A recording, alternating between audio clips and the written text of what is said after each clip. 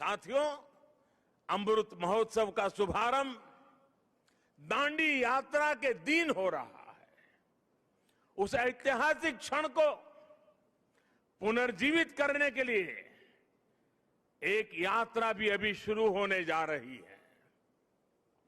यह अद्भुत संयोग है कि दांडी यात्रा का प्रभाव और संदेश भी वैसा ही है जो आज देश अमृत महोत्सव के माध्यम से लेकर आगे बढ़ रहा है।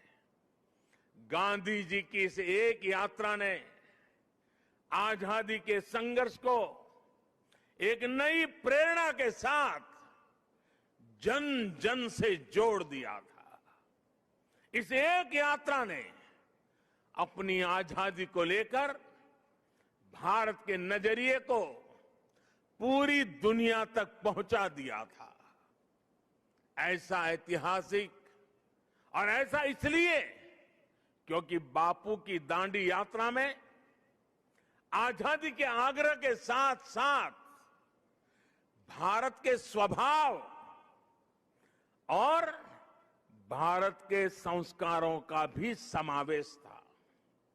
हमारे यहां नमक को कभी उसकी कीमत से नहीं आंका गया।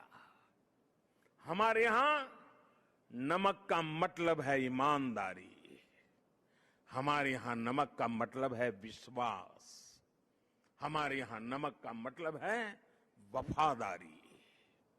हम आज भी कहते हैं कि हमने देश का नमक खाया है। ऐसा इसलिए नहीं क्योंकि नमक कोई बहुत कीमती चीज है। ऐसा इसलिए क्योंकि नमक हमारे यहां श्रम और समानता का प्रतीक है। उस दौर में नमक भारत की आत्मनिर्भरता का एक प्रतीक था। अंग्रेजों ने भारत के मूल्यों के साथ साथ इस आत्मनिर्भरता पर भी चोट की।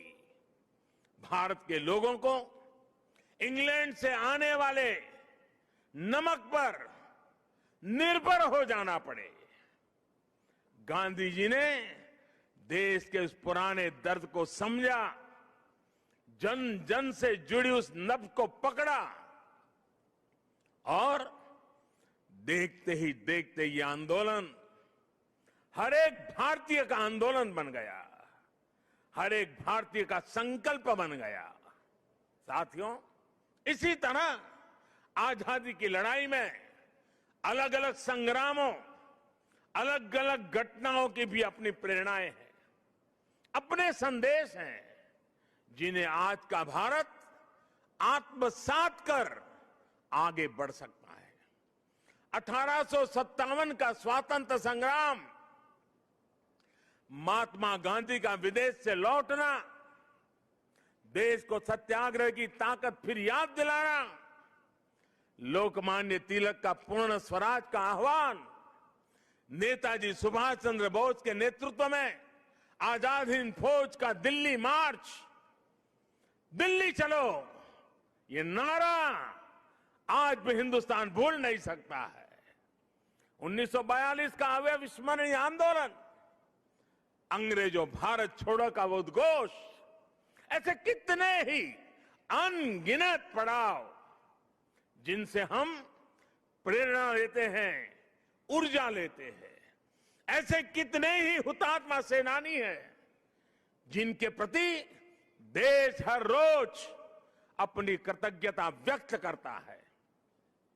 1857 की क्रांति के मंगल पांडे, तात्या टोपे जैसे वीर हों, अंग्रेजों की फौज के सामने निर्भीक गर्जना करने वाली रानी लक्ष्मीबाई हो, कित्तूर की रानी चेन्नम्मा हो, रानी गाइडिनल्यू हो, चंद्रशेखर आजाद, रामप्रसाद बिस्मिल, भगत सिंह, सुखदेव, राजगुरु, अत्फाउल्लाह खां, गुरुराम सिंह, टिटू जी, पोल रामास्वामी जैसे वीर हो, या फिर पंडित नेहरू, सरदार पटेल, बाबा साहब आंबेडकर, सुभाष चंद्र बोस, मौलाना आजाद, खान अब्दुल गफार खान, वीर सावरकर जैसे अनगिनत जननायक, ये सभी महान व्यक्तित्व आजादी के आंदोलन के पथदर्शक रहे हैं।